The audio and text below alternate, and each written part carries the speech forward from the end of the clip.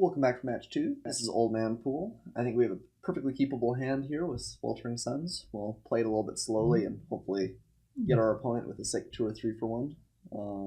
Definitely go ahead and keep. This deck is just fantastic. My opponent's on the beatdown, which if he's playing red, it kind of looks like he is.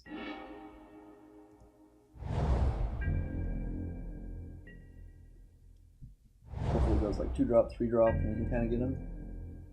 Nothing yet.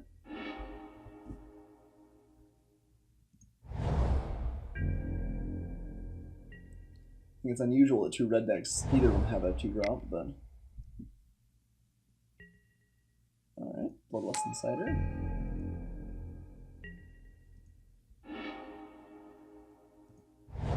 So you could play our Thresher Lizard. I guess that's probably correct. And Sandbag for Sweltering Suns a little bit longer.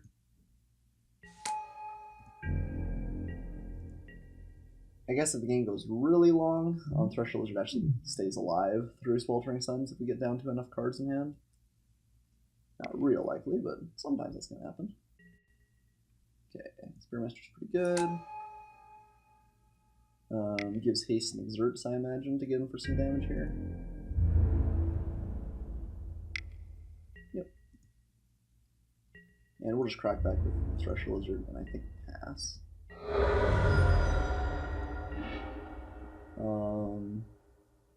And then hopefully he plays another threat, and we can get the 3 for 2, something like that. We have Electrify up if anything truly terrifying happens. Alternatively, we could play the Miasmic Mummy, pitch a land, and then next turn play another land, True Heart. We're still quite a ways from the Thresher Lizard staying alive. I think we're just gonna sandbag here. Seems pretty likely that we can play Sweltering Suns, then follow it up with the Mummy next turn, though.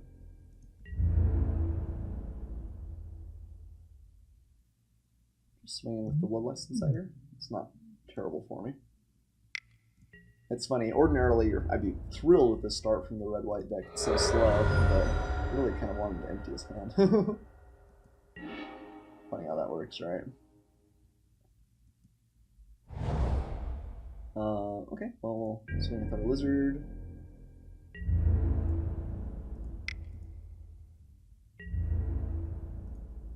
Don't want our opponent just yet. Play True Heart Twins.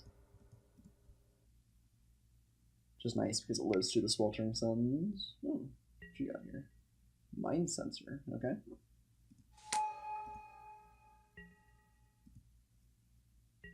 I was like, a counterspell in white? What? But not quite. Good card, though. Another thing that dies. The Sweltering Suns, please.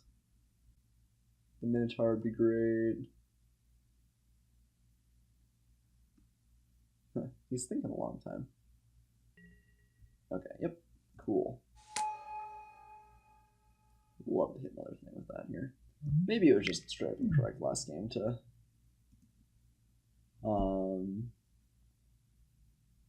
not have the Sweltering Suns in here. So we're gonna take a reasonable heap of damage here. But oh, he's not swinging with Mind Sensor. Oh, that's good for us for sure. Kind of a surprise. He gets in for 9, takes us to 6, but then we wipe the board.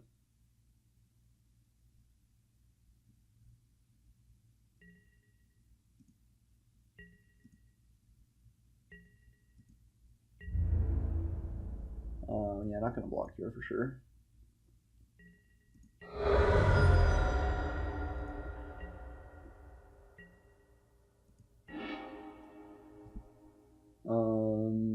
So I guess we attack with both here. I guess it would be kind of disastrous. Well, not even that much because these guys are exerted for a round. But if you block with the Mind Sensor to True Heart, which I think is a pretty weird play actually. So I guess maybe what we could do is play like Miasmic Mummy and Electrify the Bird. Then we get in for 7. The Bloodlust, our Insider turns on. But he probably can't kill us there. Maybe that's actually a better play. And then we Sweltering Suns in the last turn. Kind of like that. Okay, let's kill off Mind Sensor. The fact that those are exerted is the only reason this is a somewhat safe play. But swing here.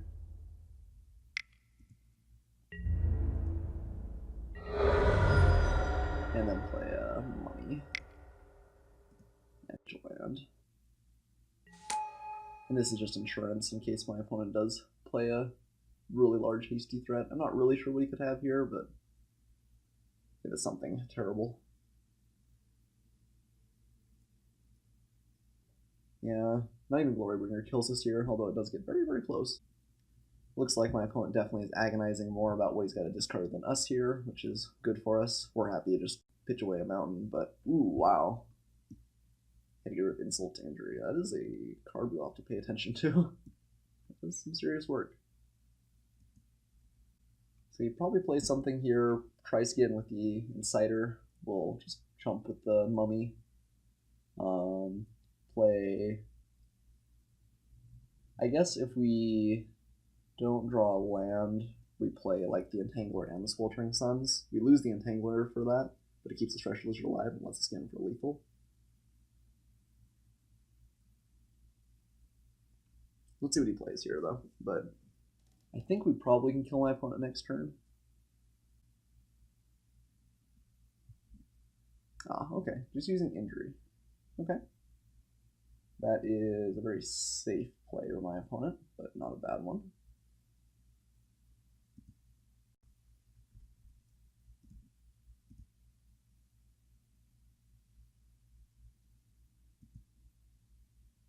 Okay. I think we swing to Sweltering Suns. I guess we swing... I guess we should attack first and get in for 4, or we should Sweltering Suns first and get in for 4. Because I'll probably chump block here. Yeah. So let's cast this. Wipe the board and start anew. Don't have to worry about Insult Injury. Swing with the True Heart Twins. And then play the Entangler. And then either of those creatures are lethal next turn, so he's got to play 2 creatures to effectively block here. That's probably enough. We'll definitely have to consider this in the next game, though. It's so weird that the physical cards they printed have those 2 arts, like, twisted weird. Like, Insults the right direction, Injuries, like, halfways.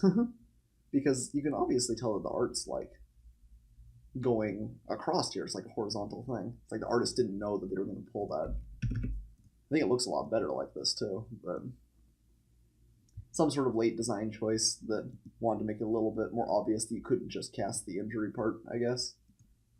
Alright, we did pick up that game. Still don't like tons here. Maybe a Blazing Volley is actually okay. We did see 1 Bloodlust Insider and 1 of the 3/1 for strikes. Maybe Blazing Volley picks off a couple of my opponent's creatures. Cartouche of Ambition just seems stellar. Edifice seems good. Pretty much our whole deck seems pretty reasonable. Maybe Blighted Bat's not crazy. Although even it seems okay. I think we do want the 2-drop rather. Still like Sweltering Suns, certainly. Yeah, maybe Blazing Volley's just not that great. All of our cards seem good, and this one seems speculatively good, so we were maybe overthinking that. Okay.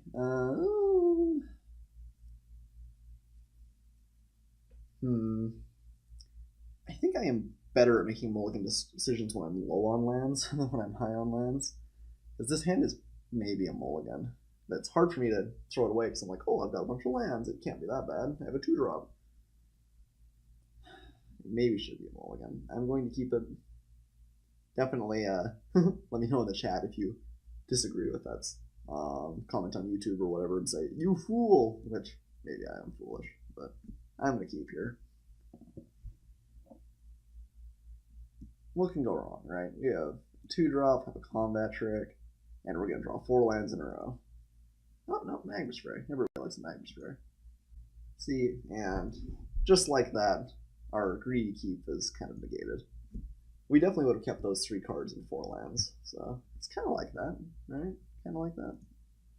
Yeah, I'm going to definitely kill off that. Just want to make the mana efficient play here. I think killing that is not a sad thing. Ooh, another Entangler is great too. See, my hand was fine. What was I concerned about?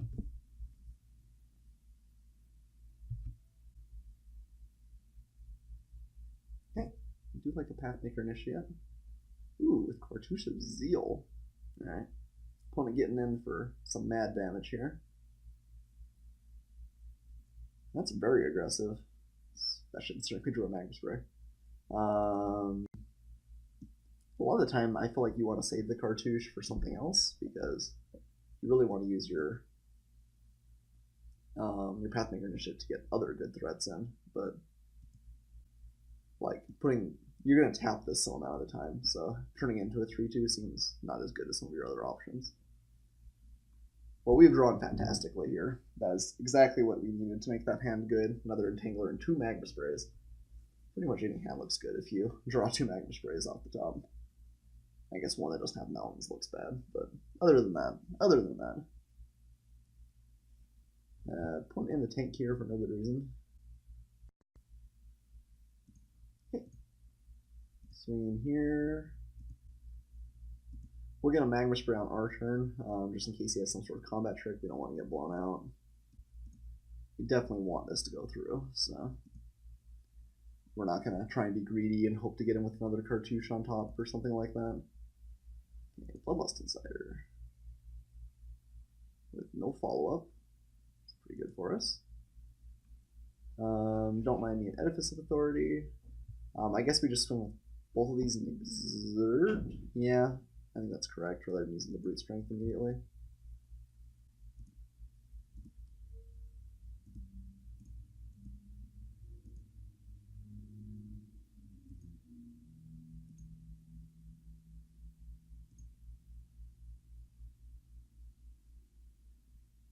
Okay, and crunch in here for 6, and then play the Edifice of Authority. And we'll get a tap down, or I guess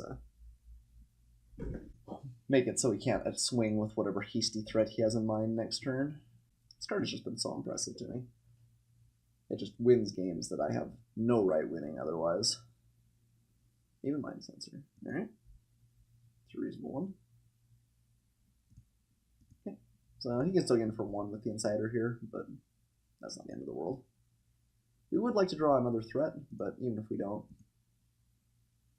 we're not getting beaten down too harshly. Ooh, that is the perfect draw. Probably actually the perfect draw. It's great with our exert creatures. Yeah. Next turn, these become 6/3s. This is a 3/7 or a 7/4. We give something brute strength. We probably just kill my opponent. Yeah, that was a stellar draw off the top. Obviously, can't use the Edifice here, but who needs it? Alright, my opponent just concedes. Yep, that was going to be a pretty scary swing next turn. He didn't even know about the brute strength. Alright, well, able to redeem our loss from the first round and go 1-1 here. Hopefully we'll pick up 2-1 and pick up a little bit of prize support. Thanks everyone so much for watching. I'll see you so soon.